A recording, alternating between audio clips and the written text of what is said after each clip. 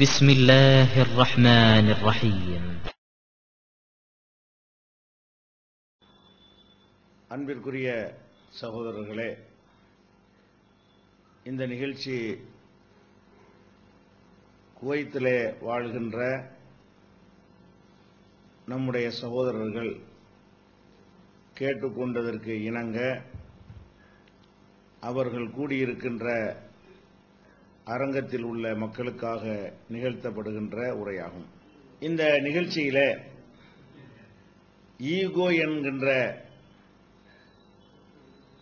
ஒரு கெட்ட குணத்தின் காரணமாக மக்கள் மத்தியில் ஏற்படுகின்ற ஏராளமான தீமைகளை கருத்திலே கொண்டு இந்த ஈகோவிலிருந்து, ஈகோ என்கிற அகங்காரம், தன்னை பற்றி பெருமிதமாக நினைத்துக் கொள்வது, மற்றவர்களை இழிவாக கருதுவது, இந்த தன்மையினால் என்னென்ன பாதிப்புகள் எல்லாம் ஏற்படுகின்றன, இந்த பாதிப்புகள் ஏற்படாமல் நம்மை எப்படி தற்காத்துக் கொள்வது என்பதை தெளிவுபடுத்துவதற்காக ஈகோவும் அதனால் ஏற்படும் விபரீதங்களும் என்கிற தலைப்பு இங்கே தரப்பட்டிருக்கிறது.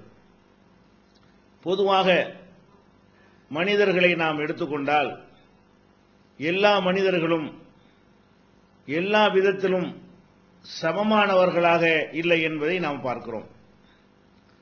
ஒவ்வொரு மனிதருக்குள்ளேயும் மற்றவரிடம் இல்லாத தனி சிறப்புகளை அல்லாஹ் வழங்கி மனிதர்களை பாரபட்சமாகவே படைத்திருக்கிறான்.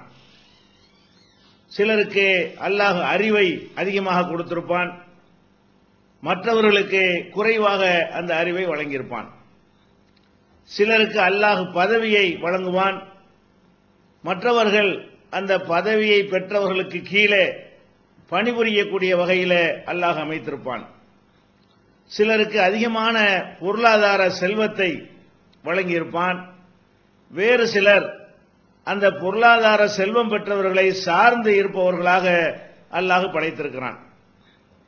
அதே போல உடல் வலிமை எடுத்துக்கொண்டாலும், ஆற்றலை எடுத்துக்கொண்டாலும், இன்ன பிற திறமைகளை எடுத்துக்கொண்டாலும், பாரம்பரியத்தை எடுத்துக்கொண்டாலும், இப்படி எந்த விஷயத்தை எடுத்துக்கொண்டாலும் எல்லாரும் சமமான நிலையில் இருக்கிறார்கள் என்று சொல்ல முடியாது.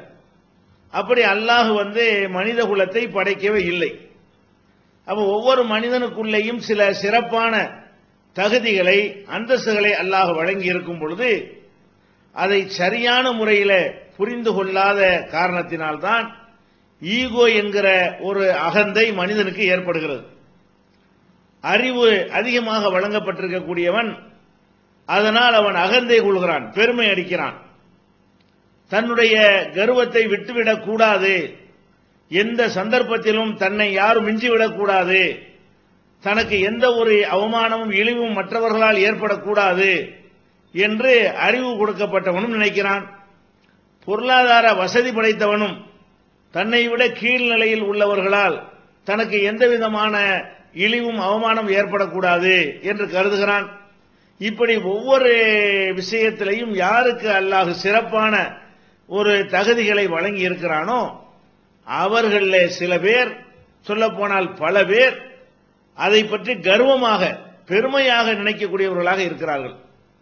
இப்படி தன்னை பற்றி உயர்வாக, பெருமையாக, கர்வமாக மனிதன் நினைக்கும் பொழுதுதான் குடும்பத்திலே பிரச்சனைகள் ஏற்படுகின்றன, ஒரு சமூகத்திலே பிரச்சனை ஏற்படுகிறது, ஊரிலே பிரச்சனை ஏற்படுகிறது, மக்கள் மத்தியிலே எல்லா தரப்பிலையும் பிரச்சனைகள் வளர்வதற்கு காரணமே இந்த மாதிரியான ஈகோ என்கிற இந்த அகந்தையும் கர்வமும் தன்னை பற்றி உயர்வாக மனிதன் நினைப்பதும் தான் காரணமாக இருக்கிறது. ஒரு குடும்பத்திலே திருமணம் நடந்த பிறகு ஒரு ஆண் என்ன நினைக்கிறான் என்று சொன்னால், நான் ஆண் என்ற காரணத்தினால் நான் உயர்ந்தவன், என்னுடைய உயர்வுக்கு எதிராக எனக்கு மனைவியாக வந்திருக்கக்கூடிய ஒரு பெண் எந்த வகையிலும் நடக்கக்கூடாது, அப்படி நடந்தால் என்னுடைய ஆண் என்ற அந்த கர்வத்திற்கு, அந்த பெருமைக்கு, அந்த கௌரவத்திற்கு அது இழுக்கு என்று நினைக்கும் பொழுது அங்கே குடும்பத்தில் பிரச்சனை ஏற்படுகிறது. அதே போல இதே குடும்பத்திலேயே ஆணாக இருக்கக்கூடிய, கணவனாக இருக்கக்கூடியவன் குறைந்த படிப்பு உள்ளவனாக இருந்து அவனுடைய மனைவி அதிகம் படித்தவளாக இருந்தால் இந்த ஈகோ அவளுக்கு வந்து விடுகிறது. அவள் நினைக்கிறாள், நான் இவனை விட நான் அதிகம் படித்திருக்கிறேன், என்னுடைய படிப்போடு ஒப்பிடும் பொழுது என் கணவனுடைய படிப்பு ரொம்ப கம்மி, அறிவு குறைவு, நான் சொல்வதுதான் சரியானதாக இருக்கும், என் கணவன் சொல்வது சரியாக இருக்க முடியாது, ஏனென்றால் அவன் படிக்கல என்று ஒரு மனைவி நினைக்கக்கூடிய நேரத்தில் இதனால் அவன் பாதிக்கப்படும் பொழுதும் குடும்பத்தில் பிரச்சனை ஏற்படுகிறது. அதே போல மனைவியாக வரக்கூடியவள் பெரிய இடத்து பெண்ணாக இருந்து அதிகமான பொருள் வசதி கொண்ட ஒரு குடும்பத்தில் பிறந்து கணவனாக இருக்கக்கூடியவன் ஒரு ஏழையாக இருப்பான் என்று சொன்னால் அப்போது கூட அந்த மனைவியின் தரப்பில் தன்னை உயர்வாக நினைக்கும் பொழுது அங்கேயும் பிரச்சனை ஏற்படுகிறது. பெரும்பாலான விவாகரத்துகள் ஏற்படுவதற்கு காரணமே இந்த ஈகோ என்கிற கர்வம் தான். இவனிடத்தில் இருந்தாலும் சரி அவரிடத்தில் இருந்தாலும் சரி அது குடும்ப வாழ்க்கையை நாசமாக்கி விடுவதை நம்ம பார்க்கிறோம். அதே போல ஒரு நிர்வாகத்தில் கூட்டாக ஒரு பணி செய்யக்கூடிய நேரத்தில் ஒருவரை விட மற்றவருக்கு ஒரு சிறப்பு இருக்குமேயானால் அவர் தன்னை பற்றி இதுபோல நினைக்கும் பொழுது, கர்வமாக நினைக்கும் பொழுது, அகந்தை கொள்ளும் பொழுது அப்ப என்ன ஆகுது, மற்றவர்களுக்கு மத்தியில் பிரச்சனை ஏற்பட்டு இதன் காரணமாகவே அந்த இயக்கம் துண்டு துண்டாக சிதறி உடைந்து சின்னாபின்னமாக போவதையெல்லாம் பார்க்கிறோம். இப்படி எந்த பிரச்சனை எடுத்துக்கொண்டாலும் சரி அதிகமான பிளவுகள் ஏற்படுவதற்கு, மனஸ்தாபங்கள் ஏற்படுவதற்கு காரணம் என்னவென்று சொன்னால் இந்த தனியாக சில சிறப்புகளை பெற்றிருக்கக்கூடியவர்கள் அதை வைத்து பெருமை அடிக்கும் பொழுதுதான் இதெல்லாம் ஏற்படுகிறது. அப்படியானால் இதை எப்படி நம்ம எடுத்துக்கொள்வது? அல்லாஹ் எல்லாரையும் சமமாக படைக்கவில்லை என்பது உண்மை. ஒருவருக்கு அல்லாஹ் அறிவு கொடுத்திருக்கும் பொழுது எனக்கு அறிவு இருக்கிறது என்கிற வகையில் அவர் நடந்து கொள்வது கர்வத்தில் சேருமா என்றால் சேராது. ஒருவருக்கு அல்லாஹ் அழகை கொடுத்திருக்கும் பொழுது அந்த அழகை வெளிப்படுத்தும் வகையில் அவர் நடந்து கொள்வாரே ஆனால் அது கர்வமாகுமா? அது ஈகோவில் சேருமா? அது ஈகோவில் வராது. ஒருவர் அழகான முறையில் ஆடை அணிகிறார், மற்றவர்களை விட வசதி இருக்கிற காரணத்தினால் அந்த வசதியை வெளிப்படுத்துகிற வகையில் அவருடைய கார் உயர்வானதாக இருக்கிறது, அவர் குடியிருக்கிற வீடு உயர்வானதாக இருக்கிறது, அவர் வைத்திருக்கிற செல்போன் உயர்வானதாக இருக்கிறது, அவர் அணிந்திருக்கிற சட்டை உயர்வானதாக இருக்கிறது, இப்படி அவருக்கு மற்றவர்களை விட கொஞ்சம் சிறந்த பொருள்கள் இருக்கும் பொழுது அவற்றை அவர் வெளிப்படுத்தி காட்டுவது ஈகோவில் வருமா? வராது. அப்போ ஒரு மனிதனுக்கு அல்லாஹ் சில சிறப்புகளை கொடுத்திருக்கிறான் என்று சொன்னால் அந்த சிறப்பை உணர்ந்து அதற்கேற்ப ஒருவர் நடந்து கொள்வது ஒரு காலத்திலும் பிரச்சனை உண்டாக்காது. அல்லாஹ் கூட குர்ஆனில் அதை சொல்லி காட்டுகிறான். வலா தமன்னவ் மா ஃபல்லல்லாஹு பிஹி பாலக்கும் அலா பாலின், உங்களில் சிலரை விட வேறு சிலருக்கு அல்லாஹ் சிறப்பை வழங்கி இருக்கிறான், அதை பார்த்து நீங்கள் யாரும் பொறாமப்படாதீர்கள். அப்ப சிலரை விட சிலருக்கு சிறப்பை அல்லாஹ் வழங்கி இருப்பதாக சொல்லும் பொழுது அதற்கேற்ப அவன் நடந்து கொள்வது மார்க்கத்தில் தடுக்கப்பட்டதும் கிடையாது. அதனால் எந்த விதமான ஒரு விவகாரம் வரவும் செய்யாது. ஒரு கல்விக்கூடம் இருக்கிறது, அங்கே பாடம் நடத்துகிற ஆசிரியர் இந்த மாணவர்களை விட எனக்கு தெரியும், விஷயம் தெரிஞ்சவன் என்று நினைப்பது தப்பா? அவர் விஷயம் தெரிஞ்சு இருக்கிற காரணத்தினால்தான் அவர் ஆசிரியராக போட்டிருக்கிறார்கள். மாணவர்கள் இவரை விட விஷயம் தெரியாத காரணத்தினால்தான் அவர்கள் படிக்க வந்திருக்கிறார்கள். அப்போ ஒரு பள்ளிக்கூடத்தில் ஒரு கல்லூரியில ஆசிரியராக இருக்கக்கூடிய ஒருத்தர் தனக்கு அறிவு இருக்கிறது என்று அவர் நினைப்பதும், நம்முடைய அறிவை மற்றவர்களுக்கு சொல்லிக் கொடுப்போம் என்று நினைப்பதும் அது ஈகோவில் வருமா? அப்படி நடந்து கொள்வதனால் எங்கேயாவது பிரச்சனை வந்திருக்குதா? ஆசிரியர் மாணவர்களுக்கு மத்தியில் இந்த மாதிரி பிரச்சனை பார்த்திருக்கிறோமா? இல்ல. அப்ப அல்லாஹ் எல்லோரையும் சமமாக படைக்கல என்பது உண்மை. சிலருக்கு சில தகுதிகளை அதிகமாக அல்லாஹ் தந்திருக்கிறான், அதுவும் உண்மை. அப்படி தந்திருக்கிற தகுதிகளுக்கு ஏற்ப ஒருவர் தன்னை காட்டிக்கொள்வது அதுவும் உண்மை. காட்டிக்கொள்ள அனுமதி இருக்குதா என்றால் அனுமதி இருக்கிற, அதுவும் உண்மை. நபிகள் நாயகம் ஸல்லல்லாஹு அலைஹி வஸல்லம் அவர்கள் சொன்னார்கள், அல்லாஹ் பெருமை யாருடைய உள்ளத்திலே கடுகளவு பெருமை இருக்கிறதோ அவன் சொர்க்கம் நுழைய மாட்டான். கடுகளவு ஈகோ, ஆணவம், கர்வம், தான் என்ற மமதை, திமுரு யாருடைய கல்வில இருக்கிறதோ அவர் சொர்க்கம் செல்ல மாட்டார் என்று நபிகள் நாயகம் ஸல்லல்லாஹு அலைஹி வஸல்லம் சொன்னார்கள்.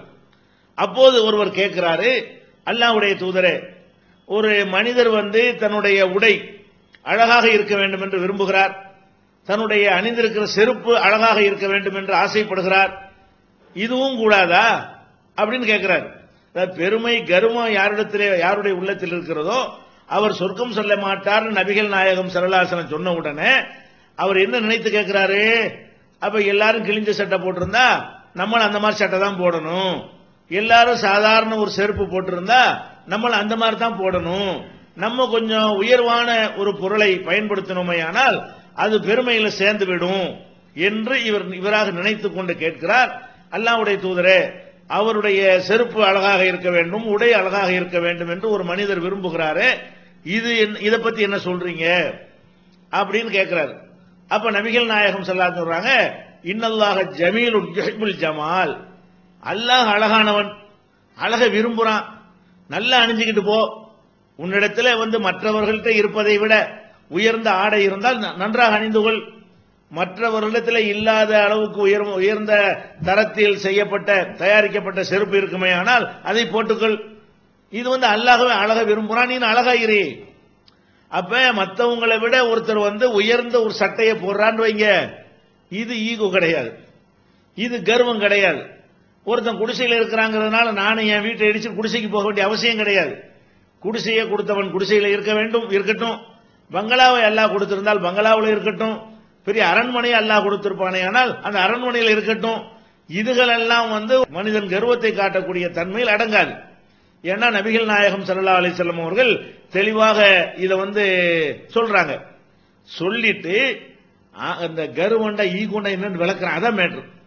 அதாவது பணம் உள்ளவன் தனக்கு பணம் இருக்குன்னு விளங்காம இருப்பானா? என்கிட்ட நான் பெரிய கோடீஸ்வரன் வச்சுக்கிறேங்களேன், நான் கோடீஸ்வரனா இருக்கிறேன் என்பது எனக்கு தெரியாம இருக்குமா? அப்ப எனக்கு தெரிஞ்சா அது கர்வமா? கிடையாது. நான் ஒரு பெரிய பலசாலியா இருக்கேன்னு வைங்க, மற்றவர்களை விட நான் பலசாலியா இருக்கிறேன் என்று எனக்கு தெரியாம இப்படி இருக்கும், நான் தான் இருக்கிறேனே. அப்ப ஒவ்வொரு மனிதனும் அவனவனிடத்தில் என்ன சிறப்புகள் இருப்பதாக இருக்கிறதோ அதை கண்டிப்பாக அவன் விளங்கத்தான் செய்வான். எனவே அப்படி நினைக்கிறதே தப்பு என்று மார்க்கம் சொல்லாது, சொன்னா அது சாத்தியப்படாது. பெரிய கோடீஸ்வரனா இருக்கும் நான் பிச்சைக்காரன் இப்படி நினைப்பான், உள்ளதான் நினைப்பான். அவன் ஒரு பலசாலியா இருக்கிறவன் நான் நோஞ்சாண்டு இப்படி நினைப்பான், அப்படித்தானே அவன் நினைப்பான். கொஞ்சம் விவரம் தெரிஞ்ச ஒரு அறிவாளியா இருக்கிறவன் நான் ஒரு வடிகட்டின முட்டால் நினைப்பானா? அப்ப ஒவ்வொரு மனிதனிடத்திலும் அல்லாஹ் எதை கொடுத்திருக்கிறானோ அது தன்னிடத்தில் இருப்பதாக அந்த மனிதன் நிச்சயமாக உணரத்தான் செய்வான், அப்படி நினைக்கத்தான் செய்வான், அப்படி கருதத்தான் செய்வான். அப்படி செய்வது ஈகோ கர்வம் என்று வராது, அவன் இருக்கிறத காட்டும், அது கர்வம் வராது. அப்ப நபிகள் நாயகம் ஸல்லல்லாஹு அலைஹி வஸல்லம் அவர்கள் அதே ஹதீஸிலேயே இந்த செருப்பு அழகா இருப்பது உடை அழகா இருப்பது பற்றி கேட்கிறாங்க இல்லையா? அப்ப அந்த ஹதீஸிலே விளக்குறாங்க ரசூல் ஸல்லல்லாஹு அலைஹி வஸல்லம், பெருமைண்டா கர்வண்டா ஆணவண்டா ஈகோண்டா என்னன்னு கேட்டா, அதாவது சத்தியத்தை பத்தருல் ஹக், சத்தியத்தை மறுக்கிறதும் மற்ற மனிதர்களை இழிவாக கருதுவதும் எங்க வருதுன்னு கேட்டா, ஒரு மனுஷனுக்கு அறிவு இருக்குன்னு வைங்க, எனக்கு அல்லாஹ் அறிவை தந்திருக்கிறான் இவனுக்கு அறிவை கொடுக்கல என்கிற அளவோடு அவன் வைத்துக் கொண்டானே ஆனால் அதுல எந்த குற்றமும் கிடையாது. அப்படி வைத்துக் கொள்வதனால எந்த ப்ராப்ளமும் ஏற்படவும் செய்யாது. நம்ம என்னென்ன பிரச்சனைகளை சந்திக்கிறோம் அந்த மாதிரியான பிரச்சனைகள் வரவும் செய்யாது. எங்க வரும் தெரியுமா? நான் ஒரு உயர்ந்தவன் என்று தன்னை நினைத்துக் கொள்ளும் பொழுது, என்னிடத்தில் இருக்கிற ஒரு தவறை ஒருவன் சுட்டி காட்டும் பொழுது அதை ஒப்புக்கொள்ள மறுக்கிறது இருக்கு பாருங்க, அதான் கர்வம். அதான் எங்க வருதுன்னு கேட்டா, சத்தியத்தை இதுதான் சத்தியம் என்று சொல்லும் பொழுது தனக்கு இருக்கிற அந்த கர்வத்தின் காரணமாக அதெல்லாம் முடியாது என்ற நினைப்பு யார்கிட்ட இருக்கிறதோ என்று வெளிப்படையை அவன் சொல்லுகிறானோ, அல்ல வெளிப்படையா சொல்லாட்டாலும் உள்ளத்தில் எப்ப நினைக்கிறானோ அதுதான் ஈகோங்கிறது. எது ஈகோ? உண்மையை சத்தியத்தை மறுக்கிறது இருக்கு பாருங்க. அப்ப சத்தியம் ஹக்கு ஒரு இடத்துல வந்து விடுமை. ஆனால் ஒரு பெரிய பண்டிதர், உரிய உலகமாக அறிவாளி, ஒரு சாதாரண ஒரு கையெழுத்து போட தெரியாத ஒருவனிடமிருந்து ஒரு உண்மை வரும் பொழுது நீ சொல்ற உண்மைதான் என்று அவர் ஏற்றுக்கொண்டாரையானால் அப்ப கர்வம் வராது. நான் யார் நீ யாரு, எனக்கு நீ சொல்லுவியா, நீ சொல்லி நான் கேட்கணுமா? இப்படி நினைத்தார் இவன்கிட்ட ஒரு விஷயத்தில் சத்தியம் இல்லை, படிக்காத ஒருத்தன்ட்ட அந்த சத்தியம் இருக்கிறது, அவன் அந்த சத்தியத்தை இவனுக்கு சுட்டி காட்டுகிறான். அப்ப இவன் என்ன நினைக்கணும், என்ன செய்ய வேண்டும் என்றால், கரெக்ட் நீ சொன்ன கரெக்ட் தான் என்று ஹக்குக்கு சத்தியத்திற்கு அடிபணிந்து விட்டால் அது கர்வம் இல்லை. சத்தியத்தை மறுத்தால் அது கர்வம். நபிகள் நாயகம் ஸல்லல்லாஹு அலைஹி வஸல்லம் ஈகோவுக்கு அழகா விளக்கம் தர்றாங்க. அது மாத்திரம் இல்லாம சத்தியத்தை மறுக்கிறது ஒன்னாச்சா, வகம்துன் நாஸ், மக்களை எல்லாம் இழிவாக்குறது. இவர் பெருசு, தனக்கு விஷயம் இருக்குன்னு நினைக்கிறது தப்பு இல்ல, அவன் முட்டாளா இருக்கு, அவன் ஒன்னும் தெரியாம இருக்கிறதுனால அவன் இழிந்தவன், அவன் கேவலமானவன் என்று சொல்லி மற்ற தனக்கு ஒரு சிறப்பு இருக்கு நினைத்தோடு நிறுத்திக் கொள்ள வேண்டும். தனக்கு ஒரு சிறப்பு இருக்கு என்ற காரணத்தினால அடுத்தவனுக்கு இழிவு இருக்குன்னு நினைக்கிறான் பாருங்க, அந்த மாதிரி நினைக்கிறதுக்கு பேர் தான் ஈகோங்கிறது. நல்லா வழங்கிக் கொள்ள வேண்டும். நம்ம இடத்துல இருக்கிற சிறப்புகளை பற்றி நினைத்து சந்தோஷப்படுவது தப்பு கிடையாது. அது அது கர்வத்தில் சேராது. இருக்கிறது உள்ளது உள்ளபடி விளங்கி கொண்டான் என்றுதான் அதுக்கு எடுத்துக்கொள்ள வேண்டும். இந்த ஹதீஸிலிருந்து அப்படித்தான் நம்ம புரிந்து கொள்ள முடிகிறது. அப்ப கர்வம் எங்க வருது? உண்மையை மறுக்கும் பொழுதும் மற்றவங்களை கேவலமாக கருதும் பொழுதும் தான் இது வருகிறது. எது வருது? இந்த கர்வம் பெருமைங்கிறது அங்கதான் மோதல் முட்டிக்கிட்டு இருக்கு. அப்பதான் பிரச்சனை ஏற்படும். இந்த மாதிரியான ஒரு அடிப்படை நபிகள் நாயகம் ஸல்லல்லாஹு அலைஹி வஸல்லம் விளக்கி விட்டார்கள். இந்த கர்வம் தான் உலகத்தில் அல்லாஹ்வுக்கு எதிராக செய்யப்பட்ட ஒரு பெரிய ஒரு யுத்தமாக அல்லாஹ் எடுத்துக்கொள்கிறான். இந்த கர்வம் எந்த அளவுக்கு அல்லாஹ்வுக்கு பிடிக்காது என்று சொன்னால், இதனாலேயே ஒருத்தனை எங்கேயோ வச்சிருந்த ஒருத்தனை தூக்கி அல்லாஹ் கடாசிட்டான். அவன் தான் இப்லீஸ். நமக்கு தெரியும் இப்லீஸ்கிட்ட வந்த தன்மை என்ன, இப்லீஸ்கிட்ட இருந்த மேட்ரு என்னன்னு பாருங்க. அவன் அல்லாஹ் மறுத்தவனா இருந்தானா? இல்ல. அல்லாஹ் வணங்கி கொண்டவனாக இருந்தான், மலக்குகளோடவன் இருந்தான், அதுல எந்த ஒரு குறையும் இல்லை. அவன் என்ன பிரச்சனை என்று சொன்னால், ஆதம் அலைஹிஸ்ஸலாம் அவர்களுக்கு கொடுக்காத சில தகுதிகளை அவனுக்கு அல்லாஹ் கொடுத்தான். ஆதம் அலைஹிஸ்ஸலாத்தை அல்லாஹ் மண்ணுல படைத்திருக்கும் பொழுது இவனை நெருப்பில படைக்கிறான். மண்ணு நெருப்பு என்கிற மூலப்பொருளை கம்பேர் பண்ணி பார்க்கும் பொழுது அது நெருப்பு கொஞ்சம் வசந்தது என்று அவனுக்கு தெரிகிறது. அப்ப இந்த மாதிரியான ஒரு நேரத்தில் இவனுக்கு பின்னால இவர் சீனியர் ஆயிட்டாரு. இப்லீஸ் சீனியரா இருக்கிறான். இவனுக்கு பின்னாடி ஒருவரை அல்லாஹ் படைக்கிறான். அவர் மண்ணால வேற படைக்கப்படுறாரு, ஜூனியரா வேற இருக்கிறாரு. அவருக்கு நீ மரியாதை செய்யி அப்படின்னு அல்லாஹ் சொல்றான். அப்ப மரியாதை செய்யும் போது இவன் என்ன நினைக்கிறான் தெரியுமா? இது நான் பெருசு அவர் பெருசான்னு பாக்குறான். இப்ப அவன் என்ன பிரச்சனை வருதுங்க? நான் பெரிதா அவர் பெரிதா? நான் எவ்வளவு சீனியரான ஒரு ஆளு, நான் எதுல இருந்து படைக்கப்பட்டிருக்கிற ஒரு ஆளு, என்னைய போய் இவருக்கு பணிய சொல்றதா அப்படிங்கிற ஒரு கேள்வி அவனுக்கு வருகிறது. அது அல்லாஹ் கட்டளை இடலேன்னு வைங்க, இந்த கேள்வி கரெக்ட் தான். இப்லீஸ் சிறந்தவனா ஆதம் அலைஹிஸ்ஸலாம் சிறந்தவரான்னு பார்த்தா இவன் தான் சீனியர்ங்கிற வகையில இவன் தான் சிறந்தவன். அவர் பின்னாடி வந்தவர். அவர் பெரிய இபாதத்துகளை மூழ்கி திளைத்து அல்லாஹ்வுக்காக நிறைய அர்ப்பணித்துக் கொண்டவர்லாம் இல்லை, இப்பதான் படைக்கப்பட்டிருக்கிறார். அப்ப இவர் பெரிய அளவுல அல்லாஹ்வுக்கு பெரிய பெரிய சாதனைகள்லாம் செஞ்சவர் கிடையாது. அந்த வகையில பார்க்கும் பொழுது இவன் சொன்ன அந்த விஷயம் கரெக்டா இருக்கிறது. என்ன கரெக்டா இருக்குது? ஹலக்தனி மின்னார் வ ஹலக்தஹு மின் தீன், என்னை நெருப்பால் படைத்தாய், அவரை நீ மண்ணால் களிமண்ணால் படைத்திருக்கிறாய். அஸ்ஜுது லிமன் ஹலக்த தீனா, களிமண்ணில் நீ படைத்த ஆளுக்கு நான் பணிவேனா? நான் பணிகிறதா இருந்தா என்னை மாதிரி ஒரு ஆளுக்கு பணிய சொல்லு, அவருக்கு பணிவேனா அப்படின்னு கேட்கிறான். இந்த இடத்துல இவன் கேட்ட விஷயம் இந்த வகையில் பார்த்தா கரெக்ட் தான். ஏன்னா இவன் களிமண்ணால் அவர் நெருப்புல படைக்கப்பட்டிருக்கிறான், அவர் களிமண்ணால படைக்கப்பட்டிருக்கிறாரு. அந்த வகையில் அவனுடைய ஆர்குமெண்ட் சரியா இருந்தாலும் ஒரு சத்தியத்தை மறந்துட்டான். என்ன சத்தியத்தை மறந்துட்டான்? நான் எவ்வளவுதான் உயர்வானவனாக இருந்தாலும் என்னை படைச்ச இறைவனுக்கு நான் அடிமை. இவர் எவ்வளவுதான் எனக்கு சீனியரா ஜூனியரா இருந்தாலும் இறைவனுக்கு இவரும் அடிமை. நாங்க ரெண்டு பேருமே இறைவன் உத்தரவு போட்டு விட்டால் அது கட்டுப்படணும். இங்க ஆதம அவர் பார்த்திருக்க கூடாது. இப்லீஸ் என்பவன் ஆதம பார்க்க கூடாது, தன்னையே பார்க்க கூடாது. எதை பார்த்திருக்கணும்? இந்த ஆர்டர் எங்கிருந்து வருது? ஆதமுக்கு பணின்னு சொன்னது யார்? என்னை படைத்தவன் சொல்கிறான், ஆதமை படைத்தவன் சொல்கிறான். இங்க ஆதமுக்கு இவன் பணிந்திருந்தால் அது ஆதமுக்கு செய்கிற மரியாதையாக இருக்காது, படைத்த இறைவனுக்கு செய்கிற கட்டளை. இது ஹக்கு என்பது சத்திய. எந்த சத்தியத்தை வழங்கல? இது சொல்றான், அல்லாஹ் சொல்றான். சரி, அல்லாஹ் சொன்ன பிறகு மீற முடியுமா? அவனை ஏத்து நம்ம நிக்க முடியுமா? அவன் ஒரு ஆர்டர் பண்ணானா அது கேட்கறது நமக்கு வேற என்ன வழி இருக்கிறது? நம்மளை படைத்துக் கொண்டோம், நம்மளா உண்டாயிட்டோம், தானா உண்டானோம். இந்த விஷயங்கள்லாம் தெரிந்திருந்த அந்த இப்லீஸ் என்ன செய்யறான்? அப்ப நான் பணிய மாட்டேன் என்று மறுத்துறான். மறுத்தது காரணம் என்ன? அவன் ஆதமோட தன்னை கம்பேர் பண்ணானே தவிர இதை சொல்றவனோட கம்பேர் பண்ணல. நான் எஜமான் சொல்றான், நான் அடிமை. எஜமான் உத்தரவு கேட்கறதுக்கு விட்டுட்டு நான் எப்படி ஏத்து பேசுறது? நான் எதுக்குறது ஆதமை இல்ல அல்லாவே அப்படின்னு உனக்கு விளங்கல. அப்ப இது அந்த இதுதான் அல்லாஹ் சொல்றான், ஃபமா யகூன் லக அன் ததகப்பர ஃபீஹா. இப்லீஸே, இங்க பெருமை அடிக்க உனக்கு தகுதி இல்ல, போ. இதுதான் கர்வம். கர்வம்டா விளங்குதா? அவனுக்கு இருக்கிற சிறப்புகள் இருந்திருக்கலாம். அந்த சிறப்புகள் இருந்தால் கூட படைத்தவன் ஒரு ஆர்டர் பண்ணிவிட்டானே, ஆனால் இதை சொன்னவன் யாருன்னு பார்த்திருக்கணுமே தவிர யாருக்கு இறைவன் பணிய சொன்னான்னு பார்த்திருக்க கூடாது. அப்ப இந்த தன்மையை தான் அல்லாஹ் இதுக்காக வேண்டிதான் அவனை வெளியேற்றுறான். எவ்வளவு உயர்வான இடத்துல இருந்த இப்லீஸ உலகத்திலே அல்லாஹ்வுடைய எதிரி என்று சொல்வதாக இருந்தால் எதிரிகள்ல முதலிடம் யாருக்கு? இப்லீஸுக்கு. அப்ப அல்லாஹ்வுக்கு பிடிக்காத ஒரு விஷயம் என்னவென்று சொன்னால், இந்த ஹக்கை சத்தியத்தை ஒருத்தன் மறுக்கிறான்னு வைங்க, சத்தியத்தை மறுத்துட்டான்னு சொன்னா அது அல்லாஹ்வுக்கு ரொம்ப பிடிக்காத ஒரு விஷயம். இந்த கர்வத்தை ஆணவத்தை அல்லாஹ் விரும்ப மாட்டான். அதே மாதிரி பல வசனங்களையும் அல்லாஹ் சொல்லி காட்டுறான்.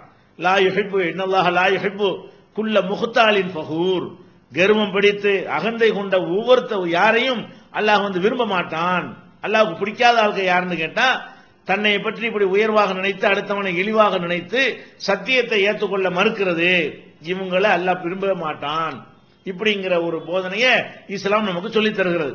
அப்ப நம்ம என்ன விளங்கிக் கொள்ள வேண்டும் என்று சொன்னால், நம்மிடத்தில் எவ்வளவுதான் அறிவு இருந்தாலும், பொருளாதாரம் இருந்தாலும், பதவி இருந்தாலும், அந்தஸ்து இருந்தாலும், பெரிய பாரம்பரியம் இருந்தாலும், பிள்ளை குட்டிகள் இருந்தாலும், பெரிய மக்கள் செல்வாக்கு இருந்தாலும், எதெல்லாம் இருந்தாலும் அது அல்லாஹ் கொடுத்த நியாமத்து என்று அவனுக்கு நன்றி செலுத்திக் கொண்டு அதுல ஒரு சந்தோஷம் அடையலாமே தவிர, அடைவதற்கு மார்க்கத்தில் உரிமை இருக்கிறது, அனுமதி இருக்கிறதே தவிர, நான் இப்படி இருக்கிறதுனால அடுத்தவன்லாம் இழிவு, அடுத்தவன்லாம் மட்டம் என்று நினைத்தால் அங்கதான் பிரச்சனை. அதுதான் ஈகோ என்பது.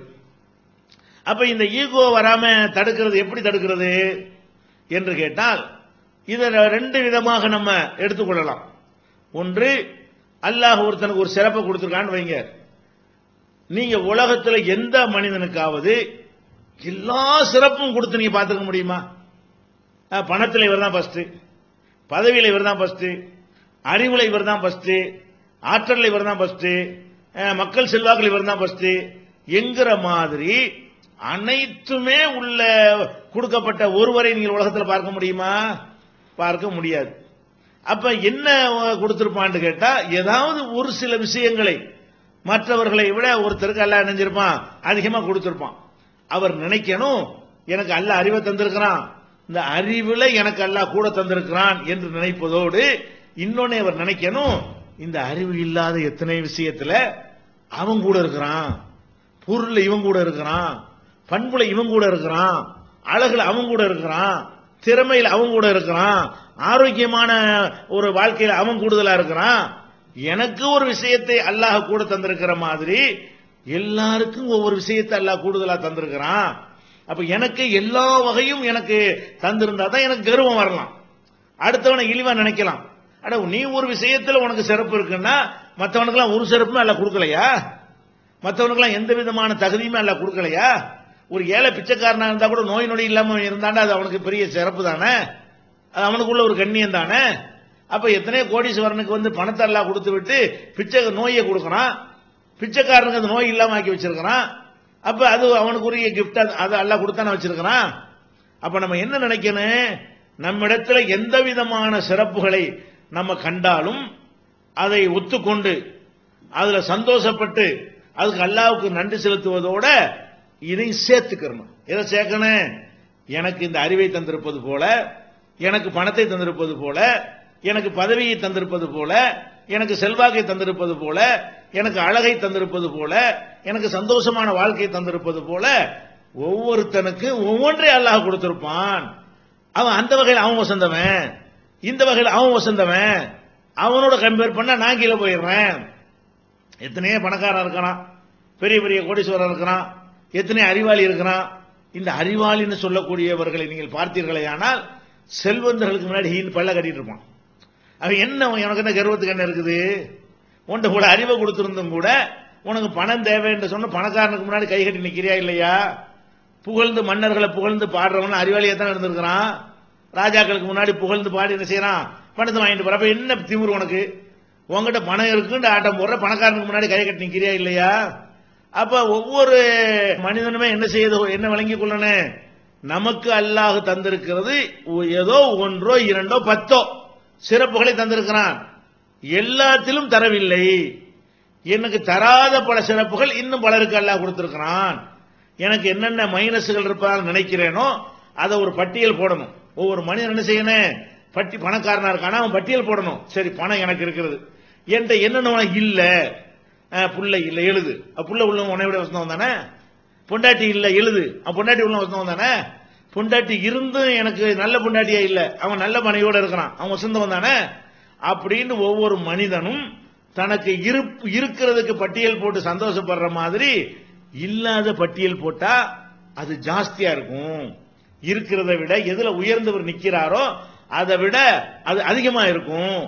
அதை நினைச்சு பார்த்துட்டான்னு சொன்னா பெருமை வராது, கர்வம் வராது. என்னிடத்துல இது இருக்கிறது, அவன்கிட்ட அது இருக்கிறது. என்னிடத்துல பணம் இருக்கிறது, அவன்கிட்ட பொருள் இருக்கிறது, பணத்தை கொடுத்து நான் பொருளை வாங்குறேன் அப்படின்னு. அப்படி ஒரு வியாபாரி இருக்கான், அந்த வியாபாரத்தில் நிறைய சரக்குகள் வச்சிருக்கிறான். ஒரு கஸ்டமர் வர்றான், அவன் அந்த பொருளை வாங்கிட்டு போறான். அப்ப என்ன செய்யணும், நான் போய் திமிரா நினைக்க முடியுமா? என்கிட்ட பொருள் இருக்கிறது, ஆனா இவனை மாதிரி 10 பேர் வந்தா தான் நான் வாழ முடியும். எனக்கு 1 கோடி ரூபாய்க்கு நான் கடையில் சரக்கு வச்சிருக்கிறேன்னு சொல்ல முடியுமா? சரக்கு வச்சு நாக்கு வலிக்க முடியுமா? அப்ப என்னிடத்துல எவ்வளவு சரக்கு இருந்தாலும் இந்த சரக்குகளை 5 ரூபா 10 ரூபா 100 ரூபா 1000 ரூபா கொண்டு வந்து வாங்குறானே, அவன் வாங்கினா தான் நான் வாழ முடியும். அப்ப என்னை விட அந்த வகையில் வசந்து நிற்கிறான். இப்படி நினைக்கிறமா இல்லையா? இப்படிதானே அல்லாஹ் ஒவ்வொருத்தனும் அடுத்தவனை சார்ந்து நிற்கக்கூடிய வகையில் படைத்திருக்கிறான். இப்படி நினைத்து பார்க்கும் பொழுது என்ன வராது, கர்வம் வராது. தனக்குரிய சிறப்பை ஒத்துக்கொள்ளக்கூடிய தன்மையும் இருக்கும். அதே நேரத்தில் இதை காரணம் காட்டி அடுத்தவனை மட்டப்படுத்துவது, அடுத்தவனை இழிவு செய்கிற வகையில் நடந்து கொள்வதையும் இது தடுத்து நிறுத்தும். அப்ப எல்லாரும் புரிந்து கொள்ள வேண்டும், எந்த ஒரு ஈகோ பிடிச்ச கர்வம் பிடிச்ச மனிதனாக இருந்தாலும் அவன் சுய பரிசோதனை செய்து பார்க்க வேண்டும். என்ன பார்க்க வேண்டும், என்னிடத்தில் என்ன எல்லாம் இருக்கிறதா, எல்லாத்திலையும் நான் முழு நிறைவு அடைந்தவனா? அறிவில் ஒரு நிறைவடைந்திருப்பேன், பணத்தில் நிறைவடைந்திருப்பேன், ஏதோ ஒரு விஷயத்தில் நிறைவடைந்திருப்பேன், மீதி உள்ள 90 விஷயங்களில் எனக்கு நிறைவு இருக்கிறதா? என்னை விட அடுத்தவர்களுக்கு நிறைவாக இருக்கிறார்களே. இப்படி நினைப்பது இந்த ஈகோ என்ன செய்யும், ஒழிக்கும். ஈகோவை இல்லாம ஆக்கிரும், கர்வம் இல்லாம ஆக்கிரும். ரெண்டாவது, அனைத்தும் என் தரப்படலைங்கிற ஒரு விஷயம். சரி, எது தரப்பட்டிருக்கிறதோ அதுல கூட 100% சொல்ல முடியுமா உனக்கு? கணக்கு புளியும், கணக்குல புளி ஒரு ஆளு. சரி, கணக்குல புளின்னா என்ன அர்த்தம்? எந்த கணக்கா இருந்தாலும் போட்டுருவான்னு அதுக்கு அந்த தகுதி எல்லாம் கொடுத்துருக்கிறான். அதே நேரத்தில் இந்த கணக்கு புளியும் ஒரு நாளைக்கு மிஸ்டேக் விடுவாரு. அப்ப அந்த கணக்கு புளிட்ட பியூனா இருப்பான் பாருங்க, அவன் அந்த மிஸ்டேக் கண்டுபிடிச்சு சொல்லுவான். பெரிய ஆசிரியரா இருப்பாரு, எழுத்து பிழையை விட்டுருவாரு, ப்ரூஃப் ரீடர் திருத்துவாரு. பெரிய ப்ரொஃபஸரா இருப்பாரு, பெரிய அறிஞரா இருப்பாரு, அவர் நிறைய காணாக்கு போல காவணப்பட்டு விட்டுருவாரு. ஐயா கால் போட்டிருக்கே அடியான்னு சொல்லுவான். யாரு? அவருக்கு கீழே படிச்சிருக்கிற ஒருத்தன் அந்த ப்ரூஃபை திருத்துவான். அப்ப என்ன நினைக்கணும், அந்த 1-2 விஷயத்தை அல்லாஹ் கொடுத்திருந்தாலும் அதுவும் ஒரு 90% அந்த அளவு அப்படி கொடுத்திருப்பானே தவிர 100 கொடுத்திருப்பானா? அல்ல, யாருக்கு எதை கொடுத்தாலும், செல்வத்தை கொடுத்தாலும் 100%, அறிவு 100%, அழகு 100%, எல்லாம் அழகா இருக்குமா, வழக்க மாட்டையா இருக்கும். அதுக்கு என்ன செய்றீங்க, எல்லாம் செக்கச்சவேன் தக்காளி பழமா இருக்கும், பள்ளி நீட்டிட்டு இருக்கும். அப்ப எல்லாம் கலந்தானே இருக்கிறது.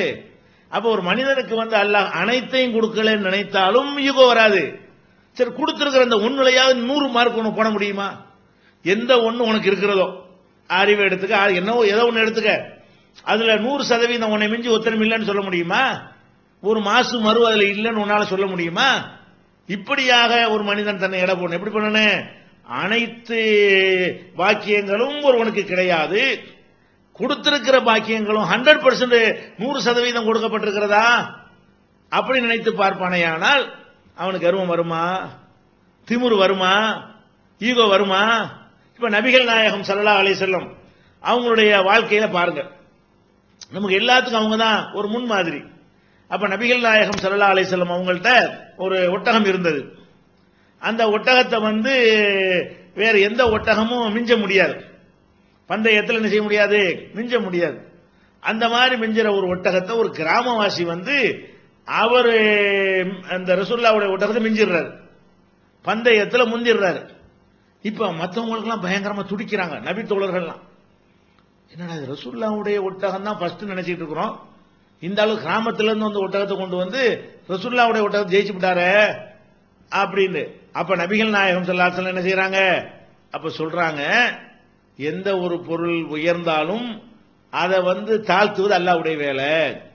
இதுதான் வசதி நினைச்சிட்டு இருப்பீங்கல்ல, மண்டையில தட்டுறது அல்லாஹ்வுடைய வேலை.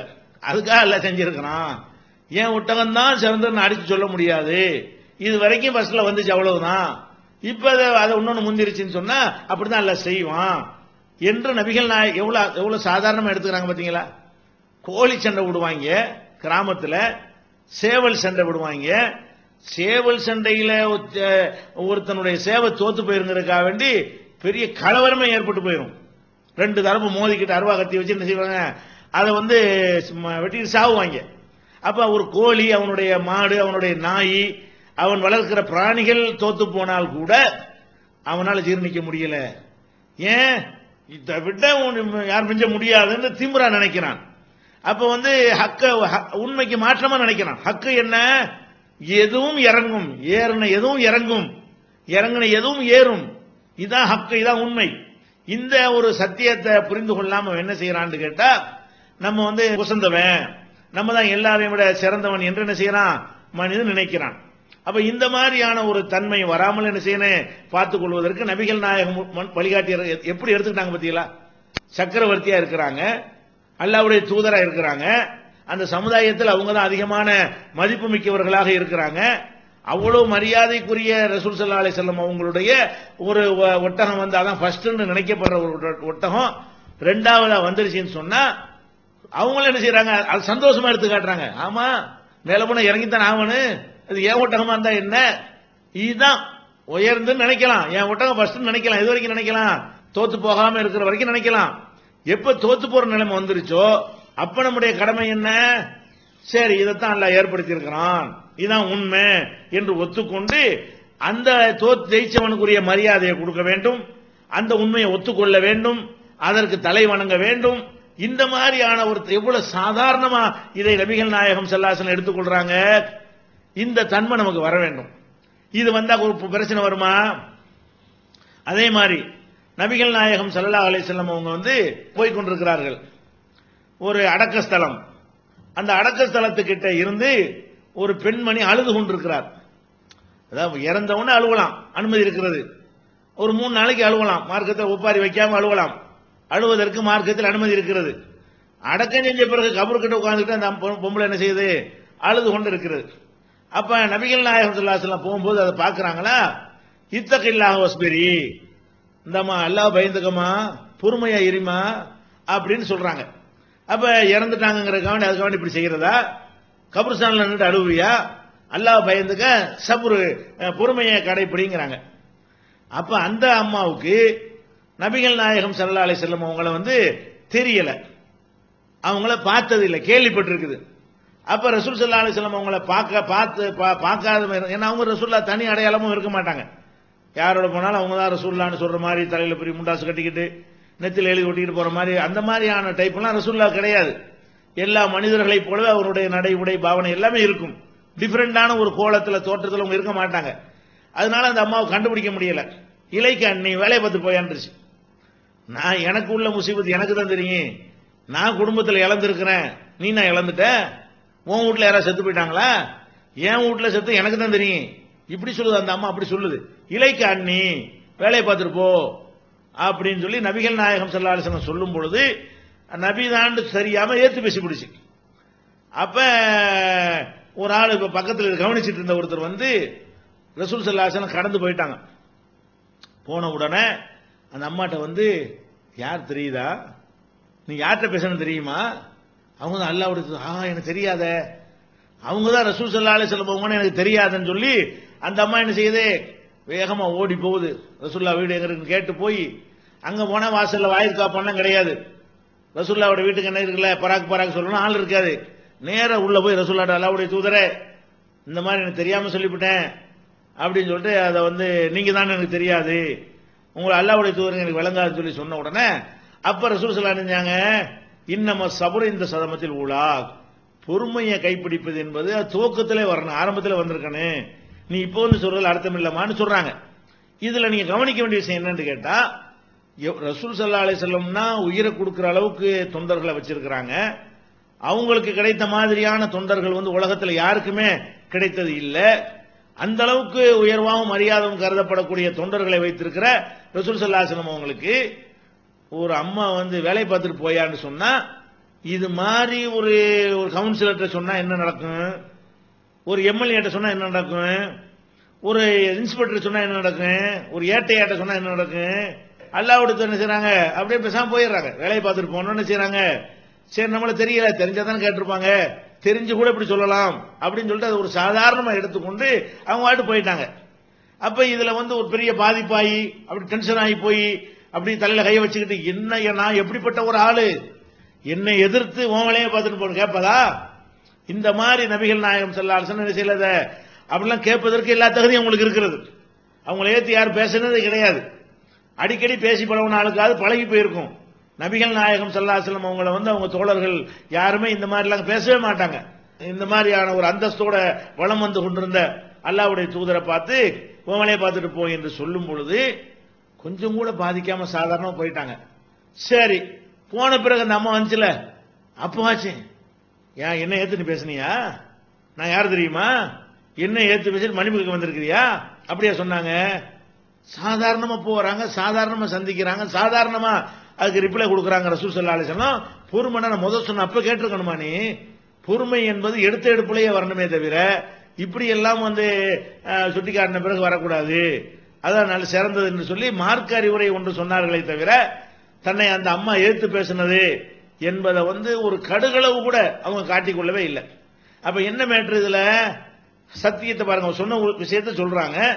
சரி, நம்ம வந்து அல்லாஹ்வுடைய தூதர் எல்லாம் தெரிஞ்சிருக்கணுமா, எல்லாரும் கேட்கணுமா, இந்த மாதிரி பாதிக்கப்பட்ட உணவுல இருந்து அவங்க 4 வார்த்தை சொல்ல மாட்டாங்களா, அவங்க சொல்லுங்க இந்த மாதிரி உரிமை இருக்கா இல்லையா, இப்படிங்கிற மாதிரி ரசூல் ஸல்லல்லாஹு அலைஹி வஸல்லம் அவர்கள் எடுத்துக்கொண்டாங்க. பாருங்க, இதுக்கு என்ன காரணம், இந்த சத்தியத்தை மறுத்தரக்கூடாது, மக்களை இழிவா கருதிடக்கூடாது.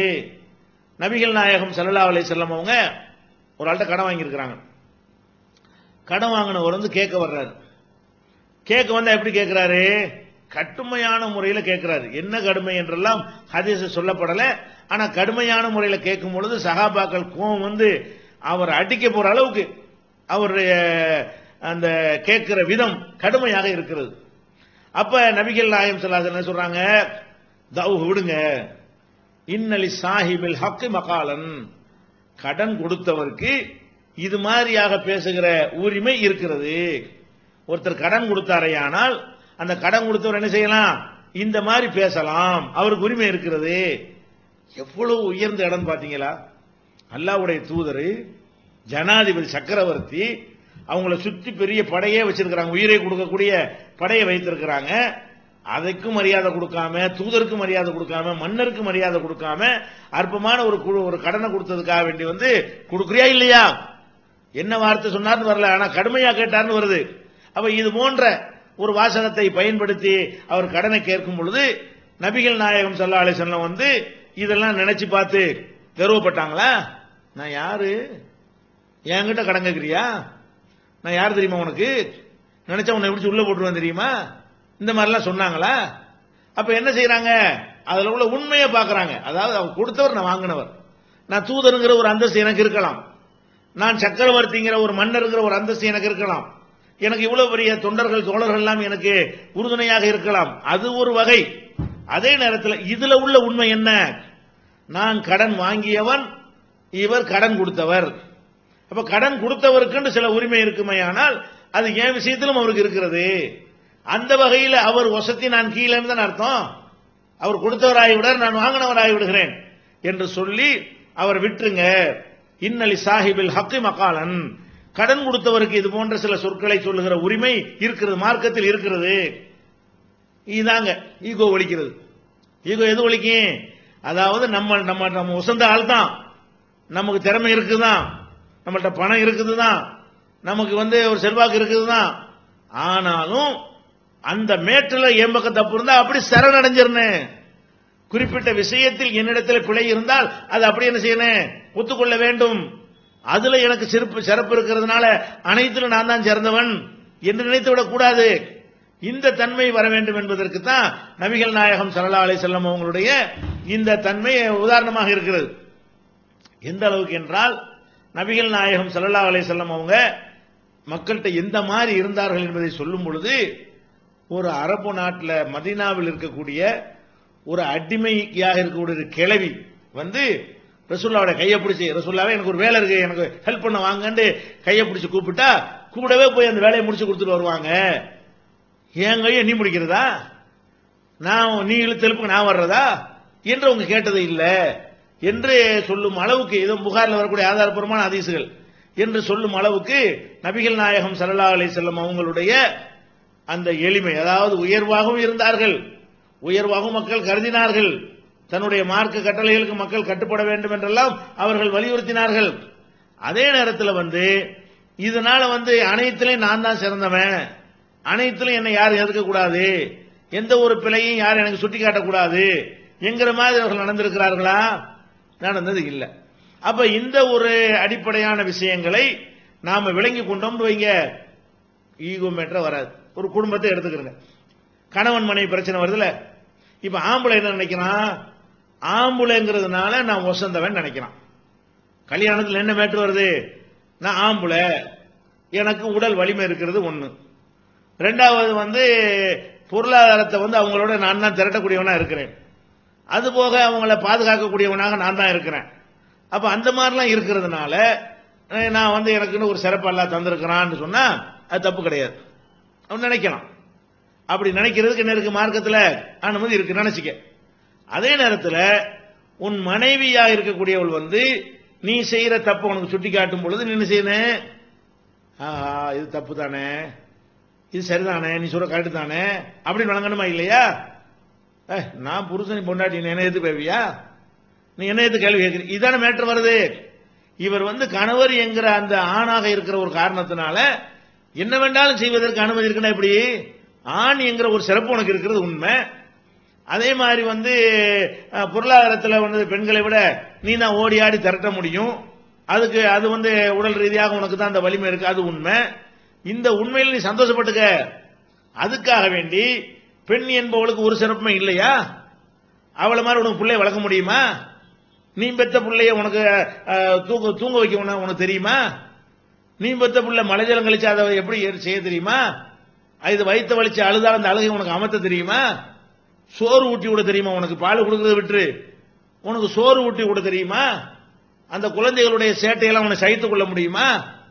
அப்ப வந்து வகனன் அலா வகனின் ஹமலத்து உம்முஹு வகனன் அலா வகனின், கஷ்டத்துக்கு மேல் கஷ்டம், சிரமத்துக்கு மேல் சிரமத்தோடு சுமந்து இவனை பெற்றெடுத்தாள் சொல்லி காட்டுறான். அந்த தாய்மை, அந்த தாய்மை உனக்கு இருக்குதா? மனிதர்களே நான் அதிகமாக யாருக்கு நன்றி கடன் பட்டவன் என்று ஒருத்தர் கேட்கும் பொழுது நபிகள் நாயகம் ஸல்லல்லாஹு அலைஹி வஸல்லம் உம்முக்கு உன்னுடைய அம்மாண்டாங்களே, அடுத்து யாருன்னு கேட்கும்போது உன்னோட அம்மா தான்டாங்களே, அடுத்து யாருன்னு கேட்கும்போது உன்னுடைய அம்மா தான் சொல்லி அப்புறம் உன் தந்தைங்கிறாங்க. அப்ப ஒரு மனிதன் வந்து அதிகமாக கடன் பட்டது யாருக்குன்னு பார்த்தா பெண்ணுக்கு தானே. அப்ப உனக்கு ஒரு சிறப்பு இருக்குன்னா அந்த மட்டும் ஒத்துக்க, அவளுக்குள்ள சிறப்பு நீங்க மறுக்கிற. அப்ப எனக்கு இந்த சிறப்பு இருக்குமே, ஆனால் பெண்ணுக்கு அந்த சிறப்பு இருக்கிறது. அவளுடைய பொறுமை, அவளுடைய சகிப்புத்தன்மை, அவளுடைய குடும்ப நிர்வாகம், அவளுடைய அந்த குழந்தைகளை வளர்க்கக்கூடிய தன்மை, பொறுப்பு, இதுகள்லாம் யோசிச்சு பார்க்கும் பொழுது இதெல்லாம் நம்ம கிட்ட கூட நிக்க இயலாது. இந்த வகையில் அவ சிறந்து நிக்கிறா, இந்த வகையில் நான் சிறந்து நிக்கிறேன், இதுல ஏன் ஈகோ வருது? இவன் என்ன நினைக்கிறான், ஆம்பளை அவளுக்கு உண்மை இல்லைன்னு நினைக்கிறான். இவர் ஆம்பளையா இருக்காருல்ல, அதனால பெண்களுக்கு எந்த ஒரு உரிமை கிடையாது, எந்த ஒரு தகுதி இல்லை, எந்த ஒரு திறமை இல்லை, எந்த ஒரு நற்பண்புகளும் கிடையாது, எந்த ஒரு நல்ல விஷயங்கள்லையும் ஆற்றலும் கிடையாது என்று இவன் நினைக்கும் பொழுது என்னவாகிறது, ஒரு கொஞ்ச நாளைக்கு சகிச்சுக்கிட்டு இருப்பா, அவனுடைய அளவுக்கு மேல போகும்போது போட போயிடறாளா இல்லையா, இந்த புருஷனை வேணான்னு சொல்றாளா இல்லையா? அதுக்கு என்ன காரணம்? நீ உன்னிடத்துல இருக்கிற சிறப்பை நீ ஒத்துக்க, அவள்கிட்ட இருக்கிற சிறப்பை சேர்த்து ஒத்துக்க. எல்லா சிறப்பும் உனக்கே இருக்கிற எப்படி சொல்லிக் கொள்ள முடியும்? அப்ப இந்த குடும்ப பிரச்சனைகள்ல வரும்போதெல்லாம் என்ன என்ன எதனால வருதுன்னு கேட்டா, தனக்கு இருக்கிற சிறப்பை பத்தி நீ சந்தோஷப்பட்டுக்கலாம், மற்றவங்களுக்கு ஒண்ணுமில்லை நீ நினைக்கிற, மற்றவங்களுக்கு எந்த சிறப்பும் இல்லைன்னு நினைத்தாயானால் அங்க அந்த குடும்ப சீரழிஞ்சு நாசமா போயிருமா இல்லையா? குடும்பத்தை உதாரணத்துக்கு சொல்லுகிறோம், எல்லாமே அப்படித்தான். எல்லா எல்லா ஒரு சமூக அமைப்புகள்லையும் இந்த மாதிரி தன்மை வறுமையானால் நாசமா தான் போய்விடும். அதே மாதிரி ஒரு பெண் இருக்கிறா குடும்ப வாழ்க்கையில, அந்த பெண் என்ன செய்யறா, படித்திருக்கிறா, பணக்காரன் வீட்டு பொம்பளையா இருக்கிறா, பணக்கார வீட்டு பொண்ணா இருக்கிறா, ரெண்டுமே சேர்ந்து இருக்குன்னு வச்சுக்கிருவோம். அதாவது பணக்கார வீட்டு பெண்ணாவும் இருக்கிறாள், படித்தவளாவும் இருக்கிறாள், இவன் ஏழை வீட்டு பையனா இருக்கிறான், படிச்சவனா இல்ல. இப்ப என்ன செய்யலாம், அந்த பெண்ணு அவளுக்குள்ள அந்த சிறப்பை நினைத்து சந்தோஷப்படலாம், தப்பு கிடையாது.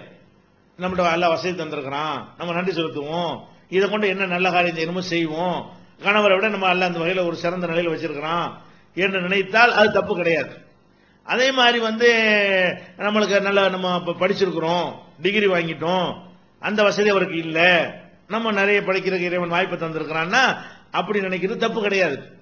ஆனா அதுக்காக வேண்டி ஆண் என்பதற்காக வேண்டி அவனுக்குன்னு சிலது இருக்கும்ல, அதுலயும் குறுக்கிட்டு மட்டம் தட்டினா, அதுலயும் இழிவுபடுத்தினா, அவனை ஒரு புழுப்பூச்சி மாதிரி பார்த்தால், என்னமோ இவதான் எல்லாத்திலையும் வசந்தவ மாதிரியும் அவனுக்கு ஒண்ணுமே இல்லைங்கிற மாதிரியும் பார்த்தால் அப்ப என்னவாக, நீ உன்கிட்ட உள்ளதுல சந்தோஷப்படு, உன்கிட்ட இல்லாத விஷயம் அவன்கிட்ட இருக்கா இல்லையா, உனக்கு இல்லாத சில ஆற்றல் திறமையெல்லாம் அவனுக்கு இருக்கா இல்லையா. ஒரு ஆண் துணை இல்லாம ஒரு பெண்ணால வாழ்ந்துட முடியுமா பாதுகாப்பாக? அந்த மாதிரியான விஷயத்துக்கெல்லாம் அவன் ஒரு தேவைப்பட்டவனாக இருக்கிறான் அப்படின்னு நினைத்து கொண்டு அவனுடைய உயர்வு எதுல அல்லாஹ் உயர்வை கொடுத்திருக்கிறானோ அந்த உயர்வை ஒத்துக்கொண்டு, உனக்கு எதுல அல்லாஹ் உயர்வை தந்திருக்கிறானோ அந்த உயர்வை மட்டும் நீ புரிந்து நடந்து கொண்டால் அங்க பஞ்சாயத்து வருமா? வராது. இவன் அது மாதிரி நடந்து கொண்டால், சரி நம்ம படிக்கலாம், படிச்சிருக்கான், இது என்ன செய்யறது, நீ படிச்ச படிப்புல எப்படி இருக்குது கேட்கவும் மாட்டாரு. சில புருஷன்மார்கள் இருக்கிறாங்க, அவங்க வீட்டில் மனைவிமார்கள் ஆலிமார்க் படிச்சிருப்பாங்க, மார்க் அறிஞர்களா இருப்பாங்களா, இவர் என்ன செய்வார், மார்க்கம் தெரியாது, ஏன்னா இவர் படிக்கல தெரியாது, இதுல என்ன போலிக்கிறோம் இதுக்கு, இல்லைன்னா இல்லைன்னு சொல்லி போக வேண்டியதானே. அப்ப நீ படிக்கலங்கும் போது மார்க்க விஷயம் தெரிஞ்சு மனைவிக்கு தெரிஞ்சிருக்குமே, ஆனால் இது என்ன நம்ம குர்ஆன்ல என்னமா இருக்குது, ஹதீஸ்ல என்ன இருக்குது, நீ படிச்ச படிப்புல இதுக்கு என்ன தீர்வு இருக்குன்னு கேட்கணுமா இல்லையா? இவர் கேட்க மாட்டார், வெளியில உள்ள யார்ட்டா போய் கேட்பாரு. பொண்டாட்டிக்கே தெரிஞ்சிருந்தா கூட இவ சொல்லி நாங்க இருக்கிறதா, என் வீட்டுல இருக்கிறா, நான் ஆம்பளை பொண்ணு, என் பொண்டாட்டி, இவள்கிட்ட நாங்க தெரிஞ்சுக்கணுமா? அந்த மாதிரி அது மாதிரி உலகத்துல ஒரு தந்தி வரும், இங்கிலீஷ்ல வரும், இங்கிலீஷ் தெரியாது, பொண்டாட்டிக்கு தெரிஞ்ச கேட்டு தெரிஞ்சுக்க வேண்டியான, இங்க எடுத்துட்டு எங்கேயாவது போவான், இதுக்கு என்ன அர்த்தம், வீட்டுல பொண்டாட்டி கேட்க மாட்டான். அப்ப என்ன மேட்ருன்னு கேட்டா, உன்னிடத்துல ஒரு தகுதி திறமை ஆற்றல் இருக்குமையானால் அதுல மட்டும் நீ உனக்கு இருக்குன்னு நினைக்கணும். அது அல்லாத விஷயம் உனக்கு கீழே உள்ள மாணவன்கிட்ட இருந்தால், உனக்கு கீழே உள்ள மனைவிடத்தில் இருந்தால், உனக்கு கீழே உள்ள பிள்ளைகள்கிட்ட இருந்தால், உனக்கு கீழே உள்ள குடிமக்கள்கிட்ட இருந்தால், உனக்கு கீழே உள்ள உறுப்பினர்கள்ட்ட தொண்டர்கள்ட்ட இருந்தால் அதை ஒப்புக்கொள்ளணுமா இல்லையா? அதுக்கு மரியாதை கொடுக்கணுமா இல்லையா? அப்ப அந்த மாதிரியான ஒரு அடிப்படையில் இல்லாம இவன் அப்படி கர்வமா நினைக்கும் போது நம்மள மிஞ்சி எதுவும் வரக்கூடாது. பள்ளிக்கூடத்தில் வச்சு ஒரு மாணவனுக்கு பாடம் நடத்தும் போது இவர் ஏதாவது ஒரு பிழை விட்டான்னு வைங்க, ஒரு மாணவன் எடுத்து சார் நீங்க சொன்னதுல தப்பு மாதிரி தெரியுது சார் வைங்க, கர்வம் வச்சு அவனை ஃபெயில் ஆக்கிடுவாரு. என்ன செய்வாரு, ஆசிரியர்னா இவர் பாடம் நடத்துறாரு, பாடம் நடத்தும் போது இவரே ஒரு பிழை என்ன செய்வார், ஒரு கணக்குல பிழையை விட்டுருவாரு, ஒரு வரலாறுல ஷாஜஹானுக்கு மேல ஜஹாங்கீர்வாரு, மாணவன் சார் ஷாஜஹான் இல்ல சார் ஜஹாங்கீர் சார்வானா சபையில வச்சு இவருக்கு உசுறு போயிடும். அவன் சொன்ன சரியா தவறு அதை பாரு, நீ என்ன பாக்குற, நான் ஆசிரியர் மாணவர்னு பாக்குறியே தவிர ஹக்கு என்ன, நீ சொன்ன ஹக்கு உண்மை இல்ல, அவன் சொன்னது உண்மை, உண்மை கட்டுப்பாடு. மாணவனா இருந்தா அவன் இழிவானவன், அவன் உனக்கு தெரியாத 4 விஷயம் உனக்கு தெரிஞ்சிருக்க முடியாதா? நீ எவ்வளவுதான் அறிவாளியா இருந்தா உன்னை டங் ஸ்லிப் ஏற்பட்டு ஒரு தப்பா சொல்லிட மாட்டியா, அல்ல மறதியில சொல்ல மாட்டியா, அல்ல அறியாமையில கூட நீ நினைஞ்சிருக்கலாம், ஷாஜஹான ஜஹாங்கீர் நினைச்சிட்டு கூட நீ படிச்சிருக்க மாட்டியா? அப்ப இந்த மாதிரி எல்லாம் நடந்துச்சுன்னு சொன்னா அந்த மாணவனை இவர் நடத்துற விதம், அதுக்கு பிறகு அவனை எங்க எல்லாம் மட்டம் திரும்ப தட்டுறது, அவனை தலையில் குட்டி குட்டி வைக்கிறது, அவனை எது சந்தர்ப்பம் கிடைக்கும் போதெல்லாம் இழிவுபடுத்துறது, இதுகளெல்லாம் நம்ம பார்க்கத்தானே செய்யறோம். இதான் இயக்குங்கிறது. என்ன மேட்டர்னு கேட்டா, நம்மிடத்துல இருக்கக்கூடிய தன்மைகள்ல நமக்கு சந்தோஷப்படுவதோ நிறுத்திக் கொள்வதோ தப்பே கிடையாது. மத்தவன் நம்மிடத்துல ஒரு தவறை சுட்டி காட்டும் பொழுது அது தலைவணங்க மருத்துவம் என்று சொன்னால் அப்பதான் அங்கதான் கொண்டு ஆசிரியர் மாணவர் உறவு நாசமாகி போய்விடும், தலைவன் தொண்டன் உறவு நாசமாகி போய்விடும். அப்ப அது மாதிரி ஒரு குடும்ப தலைவன் குடும்ப உறுப்பினர்களுக்கு மத்தியில உறவு நாசமாகி போய்விடும், ஒரு ஜமாத்து தலைவர் ஜமாத்தார்களுக்கு மத்தியில் உள்ள உறவு நாசமாயிரும், ஒரு சங்கத்துடைய தலைவர்கள் அடுத்த நிலையில் உள்ளவர்களுக்கு மத்தியில் உள்ள உறவு நாசமாகிவிடும். அப்ப ஒவ்வொருவருக்கும் ஒவ்வொரு விதமான ஒரு சிறப்புகளை அல்லாஹ் கொடுத்திருப்பான் யார் உணர்ந்து கொண்டார்களோ அங்க எல்லாம் விவகாரமும் வராது. ஒரு தௌஹீத் ஜமாத், ஒரு ஜமாத் எடுத்துக்கிறங்க. இந்த ஜமாத்துல ஒரு 5 பேரோ 10 பேரோ, உதாரணத்துக்கு தான் சொல்லி காட்டுறேன், எல்லா இயக்கங்கள்ல உள்ளவங்களுக்கும் இது பயன் தரக்கூடிய விஷயம் தான். அப்ப ஒரு நிர்வாகம் பண்ணிக்கிட்டு இருக்கும்போது ஒரு 5 பேரோ 10 பேரோ இருக்கிறாங்க. இந்த 5 பேர் 10 பேர்ல இருக்கும் பொழுது தலைவராக இருக்கக்கூடியவருக்கு வந்து மெயில் கூட பார்க்க தெரியாது, உதாரணத்துக்காக வேண்டி இன்டர்நெட் கூட பார்க்க தெரியாது. அடுத்த நிலையில துணைத் தலைவருக்கு தெரியும். இப்ப நீ என்ன செய்யணும், தலைவருங்கிற முறையில உனக்கு சில திறமைகள் இருக்கலாம், ஒரு விஷயத்தை மெயில் அனுப்ப அவர் தானே போய் கேட்கணும், அந்த உயர்வு அவருக்கு இருக்குன்னு ஒத்துக்கிறணுமா இல்லையா? அங்க கொடுக்காம இவர் வெளியே போய் அனுப்ப சொல்லுவார். ஏன், நான் தலைவர், துணைத் தலைவர் ஹெல்ப்ல நாங்க செய்யறதா, அதுக்கான கண்டவன்ட்டையும் போய் கேட்பாரு. இவர் இந்த ஹெல்ப் எங்க கேட்பாரு, சம்பந்தம் இல்லாத ஆள்கிட்ட போய் கேட்டால் கேட்பாரு தவிர தனக்கு கீழே தனக்கு சகாவா இருக்கிற ஆள்கிட்ட கேட்க மாட்டேங்கிறாரு. இப்படி ஒவ்வொருத்தருக்கும் ஒரு தலைவரா இருப்பாரு, கணக்கு பார்க்க தெரியாது, வரவு செலவு பார்க்க தெரியாது, அதுல உள்ள பொருளாளராக ஒருத்தர் போட்டு போங்க நல்லா பார்ப்பாரு. அப்ப என்ன பண்ணணும், அந்த திறமை அவருக்குன்னு ஒத்துக்கிற வேண்டியதானே. எனக்கு ஒரு திறமை, உனக்கு ஒரு திறமை, உனக்கு ஒரு திறமை, அப்படித்தானே எல்லாம் கொடுத்திருக்கிறான். அப்ப எல்லாரும் அவரவர்களுக்கு ஒரு திறமையை கொடுத்திருக்கிறான். அனைத்து திறமையும் எல்லாருக்கும் கொடுக்கவில்லை, கொடுத்த திறமைகளை முழுசாக யாருக்கும் கொடுக்கவில்லை, அனைத்தையும் கொடுக்கல, எதை கொடுத்தாலும் அது முழுசாகவும் கொடுக்கவில்லை. இந்த மாதிரியான ஒரு அடிப்படையில் நம்ம புரிந்து கொண்டோமே ஆனால் அப்ப என்ன வராது, இந்த ஈகோ பஞ்சாயத்து ஒண்ணுமே வராது. குடும்பம் அப்படி சூப்பரா போய்கிட்டு இருக்கும், அந்யோனமா போயிட்டு இருக்கும், சந்தோஷமா போயிட்டு இருக்கும், ஒரு குடும்ப நிர்வாகம் அழகா போயிட்டு இருக்கும், சங்கம் அழகா போய்கிட்டு இருக்கும், ஜமாத் அழகா போய்கிட்டு இருக்கும், ஊர் நாடு எல்லாம் நல்லபடியா போயிட்டு இருக்கும், யாருக்கு மத்தியில இந்த பிரச்சனை வராது.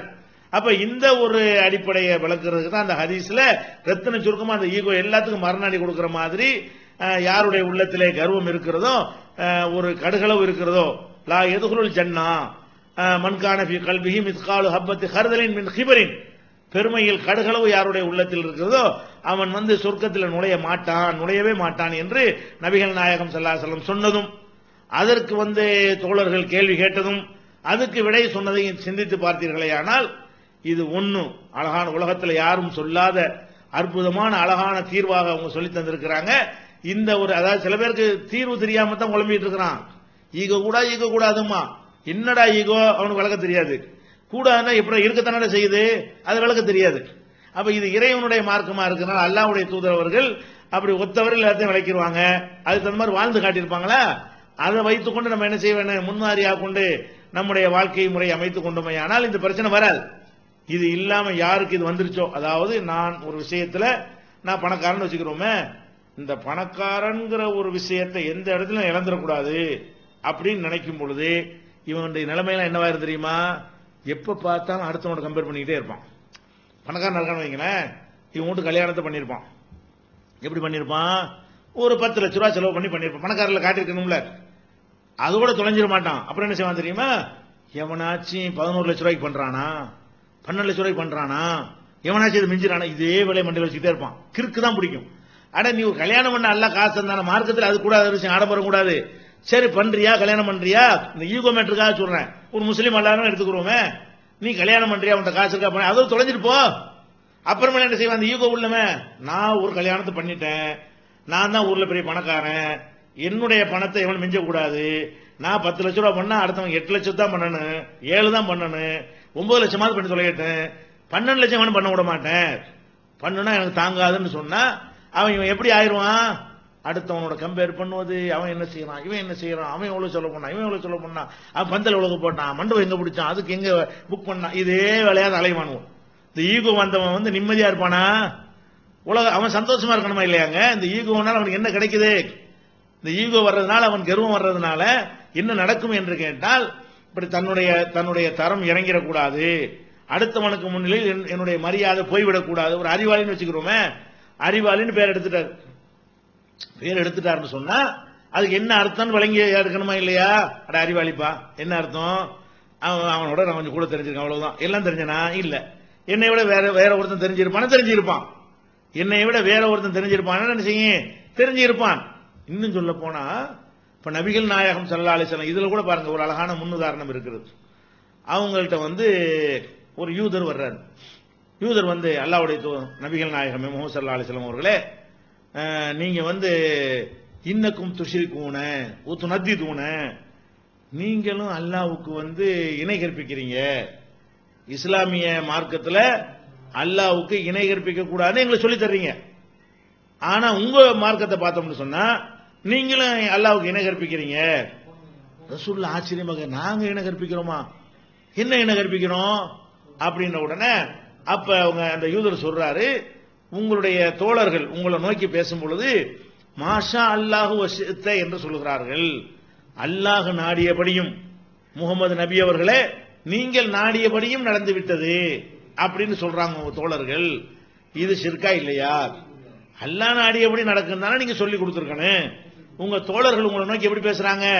அல்லாஹ் நாடிய மாஷா அல்லாஹோடு நிப்பாட்டி கொள்ளாம மாஷா அல்லாஹு வசித்த, அல்லாஹ் நாடியபடியும் நீங்கள் நாடியபடியும் நடந்தது என்று சஹாபாக்கள் உங்களை பார்த்து சொல்றாங்களேன்னு கேட்கிறார். ரசூலுல்லாஹ் என்ன செய்யணும்? நீ எங்களுக்கு மார்க்கம் சொல்லி தருவீங்களோ? நான் எவ்வளவு பெரிய ஆள் அப்படியே கேட்டாங்க. கரெக்டா இருக்கவனு கேட்கறது இப்படி சொல்லக்கூடாது. அப்படி சொல்ற ரசூலுல்லாஹ் கவனிக்காம விட்டாங்க. மாஷா அல்லாஹ் சேர்த்தன்னு சஹாபாக்கள் சொல்றாங்க. இந்த அர்த்தத்தில் அவங்க சொல்லவே இல்லை. ஆனா சீரியஸா ஒரு சிந்திச்சு பார்த்து இடக்கு முடக்கா சிந்திச்சு பார்க்கிறாரு. அந்த மீனிங் வர்ற மாதிரி தெரியுது. அப்ப உடனே என்ன செய்யறாங்க? சஹாபாக்களை நோக்கி இப்படி சொல்லாதீங்க, மாஷா அல்லாஹ் சொல்லுங்க, சும்மா சேர்த்த அல்லாஹ் நாடியபடி நடந்து விட்டது அல்லாஹ்வுடைய தூதரே, பிறகு நீங்களும் நாடினீர்கள் அப்படி சொல்லணுமே தவிர சொல்றதா இருந்தால் அப்படி சொல்லுங்க என்று தோழர்கள் சொல்லிக் கொடுக்குறாங்க. அப்ப இதுல என்ன வழங்குறோம்? எவ்வளவு உயர்ந்த ஒரு நிலையில் இருந்தாலும் கூட மற்றவங்க ஒன்றை சுட்டி காட்டும் போது அது சரி என்று இருந்தால் அப்படியே ஏற்றுக்கொள்ள வேண்டும். சபையில் வைத்து ஏற்றுக்கொண்டார்கள். யூதனுக்கு நான் பணிஞ்சவனா? யூதன் சொல்ற சபையில் வச்சு ஏத்துக்கிறதா? ஏத்துக்கிட்டா என் மரியாதை என்ன ஆகுறது அப்படி நினைத்தார்களா? அப்ப இதான் மேட்ரு. இந்த ஒரு தன்மையை நம்ம இடத்துல வளர்த்து கொண்டோமே ஆனால் எல்லா பிரச்சனையும் சால்வ். ஈகோ, கர்வம், ஆணவம் எதுவுமே நம்ம அண்டவே அண்டாது.